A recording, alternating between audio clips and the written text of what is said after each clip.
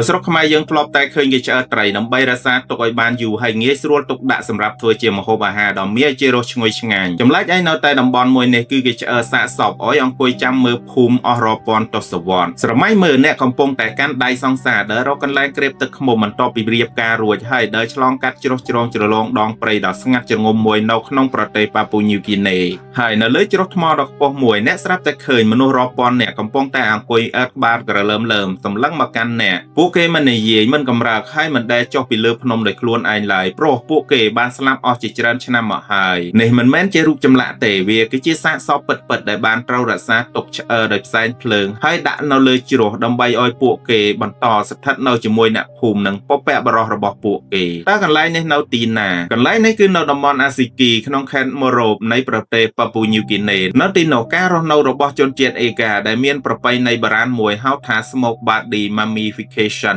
ឬការរក្សាសាកសពដោយឆ្អើរផ្សែងភ្លើងវាមិនមែនជារឿងខ្មោចនោះទេអ្នកស្រាវជ្រាវបានចុះទៅដល់ភូមិកុកគីនិងបានពិនិត្យសាកសពដែលត្រូវបានរក្សាទុកនៅទីនោះដោយផ្ទាល់នៅលើជ្រោះមួយដែលមានកម្ពស់ប្រហែលជា308ម៉ែត្រពីលើភូមិមានទីតាំងមួយដែលអ្នកស្រាវជ្រាវហៅថា Mummy Gallery នៅទីនោះមានសាកសពពពកបរោះជាច្រើនត្រូវបានអង្គុយដាក់នៅលើកៅអីនិងរចនាសម្ព័ន្ធលើឈើតូចៗហើយពីទីតាំងនោះពួកគេអាចមើលចុះមកលើភូមិរបស់ពួកគេបានយ៉ាងច្បាស់តែគេធ្វើសាកសពបែបនេះបានយ៉ាងដូចម្ដេចនៅពេលដែលមនុស្សសំខាន់ស្លាប់គ្រួសារមិនបានយកគេទៅកប់ភ្លាមនោះទេពួកគេត្រូវរៀបចំរាងកាយសម្រាប់ដំណើរការរក្សាទុកសាកសពត្រូវបានដាក់នៅក្នុងទីតាំងអង្គុយហើយយកទៅដាក់ក្នុងខ្ទមពិសេសមួយនៅខាងក្រោមមានភ្លើងដែលបញ្ចេញផ្សែងរឹមជាបន្ត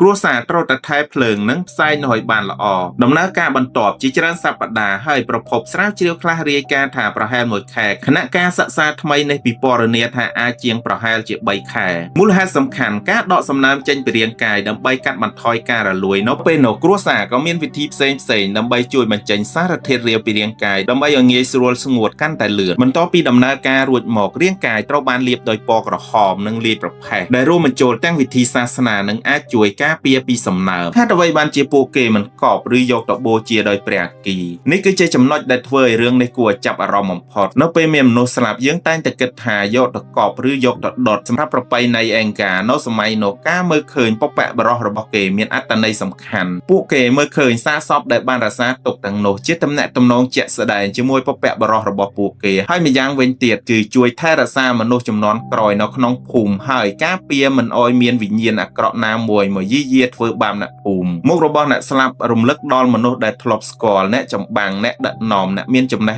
ដឹងពីការបរបាញ់និងអ្នករក្សាប្រពៃណីឬចាស់ទុំរបស់ពួកគេដូច្នេះសាកសពវាមិនមែនត្រឹមតែជាសាកសពទេវាគឺជាអនុស្សាវរីយ៍និងការចងចាំរបស់ពួកគេដ៏ល្អបំផុតហើយមានអត្ថន័យមួយទៀតដែលសំខាន់ខ្លាំងព្រោះសាកសពត្រូវបានដាក់មិនមែនជាកន្លែងចៃដន្យនោះទេនៅតំបន់ថ្មនិងជ្រោះទាំងនោះមានសារៈសំខាន់សម្រាប់ការសម្គាល់នៅទឹកដីរបស់ពួកគេដូច្នេះសាកសពពពកបរោះអង្គុយនៅទីនោះក៏មានន័យដូចនេះថាពពកបរោះរបស់យើងស្ថិតនៅទីនេះវាជាការភ្ជាប់រវាងមនុស្សពពកបរោះនិងទឹកដីរបស់ពួកគេមួយផ្នែកទៀតនៅក្នុងចំណោមសាកសពទាំងអស់នោះមានសាកសពមួយអ្នកស្រាវជ្រាវសិក្សាយ៉ាងលម្អិតឈ្មោះរបស់គាត់គឺម៉ៃម៉ាកូមិនមែនជាមនុស្សធម្មតាទេគាត់ត្រូវបានពិពណ៌នាថាជាអ្នកចម្បាំងជាអ្នកពិធីសាសនានិងជាអ្នកដឹកនាំភូមិគាត់បានស្លាប់នៅដើមទសវត្សរ៍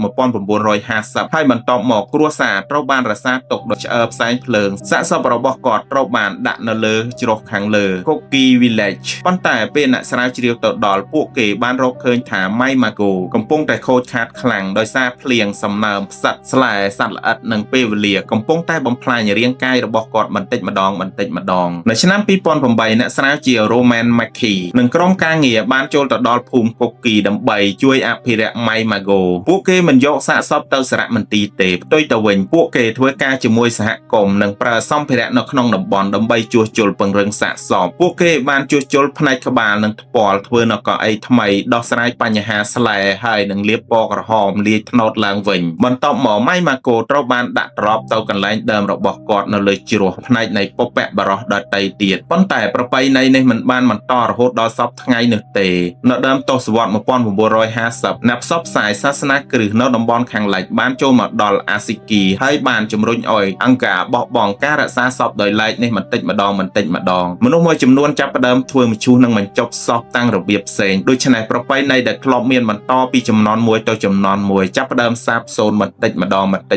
អ្វីដែលគួរភ្ញាក់ផ្អើលបំផុតគឺ សមាជិកសហគមន៍ខ្លះមិនចង់ឲ្យប្រពៃណីនេះបាត់បង់ទេចិនថាស៊ូជាមេត្រកូលនិងជាកូនប្រុសរបស់ម៉ៃម៉ាគូចង់ឲ្យប្រពៃណីនេះរស់ឡើងវិញហេតុផលមិនមែនដោយសារគាត់ចង់ធ្វើអ្វីបដិរន្ធត់ទេសម្រាប់គាត់វាគឺជាពិធីមួយដើម្បីនៅចិត្តបុព្វបុរសរបស់គាត់ចង់អាចមើលឃើញឪពុករបស់គាត់ហើយគាត់ក៏ចង់ឲ្យមនុស្សជំនាន់ក្រោយនៅតែសម្គាល់ប្រវត្តិនិងអត្តសញ្ញាណរបស់ត្រកូលខ្លួនដូច្នេះនៅពេលអ្នកណាឃើញរូបភាពសាកសពអង្គុយនៅលើជ្រោះអសុគីកុំមើលវាត្រឹមតែជាសាកសពគួរឲ្យខ្លាចសម្រាប់មនុស្សដែលបានរក្សាពួកគេវាគឺជាឪពុកជាតាជាអ្នកចម្បាំងជាអ្នកដឹកនាំឬបុព្វបុរសរបស់ពួកគេដែលមិនអាចបំភ្លេចបានពួកគេមិនបានដាក់អ្នកស្លាប់ទាំងនោះនៅទីនោះដើម្បីបំភ័យអ្នកទេពួកគេដាក់សាកសពនៅទីនោះដើម្បីឲ្យអ្នកស្លាប់នៅអាចមើលឃើញអ្នករស់ហើយប្រហែលជារឿងនេះហើយដែលធ្វើឲ្យចាប់អារម្មណ៍បំផុតរបស់អាស៊ីគីព្រោះសម្រាប់ពួកយើងការស្លាប់វាជាការបែងចែកចេញពីមនុស្សដែលយើងស្រឡាញ់ប៉ុន្តែសម្រាប់ពួកគេការរក្សាសាកសពគឺជាវិធី